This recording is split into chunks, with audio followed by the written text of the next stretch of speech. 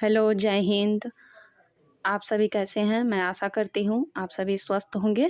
शुरू करते हैं आज की हमारी वीडियो। आज हम बहुत ही फ़ेमस सोनेट 18 पढ़ेंगे जो विलियम शेक्सपियर द्वारा लिखा गया है।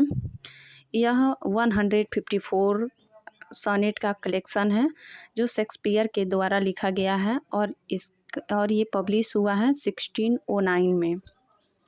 उनके फ्रेंड विलियम शेक्सपियर के फ्रेंड थॉमस थ्रॉप के द्वारा पब्लिश किया गया है। सोनेट 18 स्टार्ट करने से पहले हम विलियम शेक्सपियर के बारे में थोड़ा कुछ जान लेते हैं।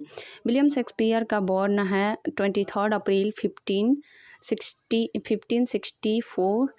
इनका स्टार्टफोर्ड अपॉन एवॉन यूनाइटेड किंगडम में इनका बॉर्न हुआ है। डाइड 23 अप्रैल 1616 में स्टार्टफोर्ड अपॉन एवॉन यूनाइटेड किंगडम में ही हुआ है। इनका बैप्टाइज 26 अप्रैल 1564 में हुआ। स्टार्टफोर्ड अपॉन एवॉन यूनाइटेड किंगडम में ही हुआ है। ये इन्फ्लुएंस्ड हैं क्रिस्टोफर मार्लो से। इनकी बहुत ही प्ले इन्फ्लुएंस्ड हैं। कहा जाता ऐसा माना जाता है कि क्रिस्टोफर मार्लो ना होते तो शेक्सपियर भी ना होते। ये इन्फ्लुएंस्ड हैं Christopher Marlowe, Thomas More, Geoffrey Chaucer से ये इन्फ्लुएंस्ड हैं। सोनेट 18 हम शुरू करते हैं। Shall I compare thee to a summer's day. क्या मैं तुम्हारी तुलना एक गर्मी के दिन से करूं? इसमें कवि का कहना है कि इंग्लैंड में गर्मी पड़ती है, थोड़े ही दिनों के लिए गर्मी पड़ती है लेकिन बहुत ही अच्छी लगती है। तो कवि का कहना है कि ये गर्मी पड़कर फिर ख़त्म हो जाएगी। तो क्या मैं तुम्हारी तुलना एक गर्मी के दिन से करूं? Thou art more lovely and more temperate. तुम अधिक सुंदर और अधिक शांत स्वभाव वाले हो। कवि इसमें कहता है कि तुम सुंदर और शांत स्वभाव वाली हो, जबकि गर्मी ऐसा नहीं है, कभी तेज पड़ता है फिर कभी कम पड़ता है, लेकिन तुम स्थिर हो, तुम्हारी सुंदरता भी स्थिर है। कभी इस कभी एक तुलना कभी गर्मी के दिनों की तुलना एक अपनी प्रेमिका से करता है, प्रेमिका की सुंदरता से करता है। Rough winds do shake the darling birds of May. मई की दिनों में काफ़ी तेज़ हवाएं चलती हैं। जितने भी फूल खिले रहते हैं वो फूल झड़ जाते हैं, उनकी कलियां गिर जाती हैं। तो इसमें कवि कहता है कि तेज़ हवाएं मई की प्यारी कलियों को हिला देती हैं, झकझोर करके रख देती हैं, मतलब वो कलियां बिखर जाती हैं इधर उधर। And summer's lease hath all too short a date. और गर्मी का मौसम बहुत कम समय तक रहता है। कवि का कहना है कि गर्मी का मौसम बहुत थोड़े दिनों के लिए होता है, जबकि तुम्हारी सुंदरता ऐसी नहीं है, तुम्हारी सुंदरता हमेशा के लिए है। गर्मी के दिन कुछ दिनों में ख़त्म हो जाएंगे लेकिन तुम्हारी सुंदरता कभी ख़त्म नहीं होगी। Sometimes too hot the eye of heaven shines. कभी सूरज बहुत अधिक तपता है।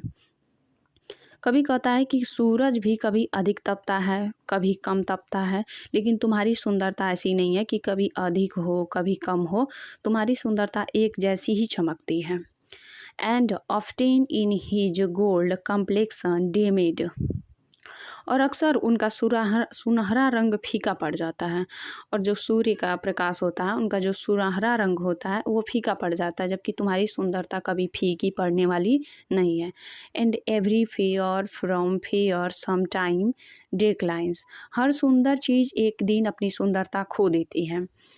जैसे कोई भी चीज़ है, एक दिन उसकी सुंदरता ख़त्म होनी ही होनी है। लेकिन कभी इसमें ये कहना चाहता है कि हमारी प्रेमिका की जो सुंदरता है वो कभी ख़त्म नहीं होगी, क्योंकि मैं उसकी सुंदरता को अपनी कविता में अमर कर दूंगा।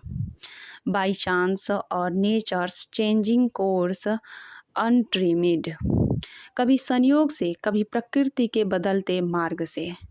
मतलब हर सुंदर चीज़ एक दिन अपनी सुंदरता खो देती है, क्योंकि कभी संयोग से खो देती हैं, कभी प्रकृति के बदलते मार्ग से उसकी सुंदरता ख़त्म हो जाती है। लेकिन तुम्हारी सुंदरता कोई भी कुछ भी चेंज हो जाए लेकिन तुम्हारी सुंदरता चेंज होने वाली नहीं है, वो अमर है, चेंजेबल नहीं है। But thy eternal summer shall not fade, लेकिन तुम्हारी शाश्वत गर्मी कभी नहीं मरेगी। Nor lose possession of that fair thou ow'st, नहीं तुम अपनी उस सुंदरता को खोगे जो तुम्हारी है। इसमें कवि कहता है कि लेकिन तुम्हारी शाश्वत गर्मी कभी नहीं मरेगी, और नहीं तुम अपनी उस सुंदरता को खोगी जो तुम्हारे पास है। Nor shall death brag thou wander'st in his shade, नहीं मृत्यु यह दावा कर सकेगी कि तुम उसकी छाया में हो। मतलब मृत्यु भी तुमको डरा नहीं सकती है तुम्हारी सुंदरता को। When in eternal lines to time thou growest, जब तुम अमर पंक्तियों में समय के साथ बढ़ते हो।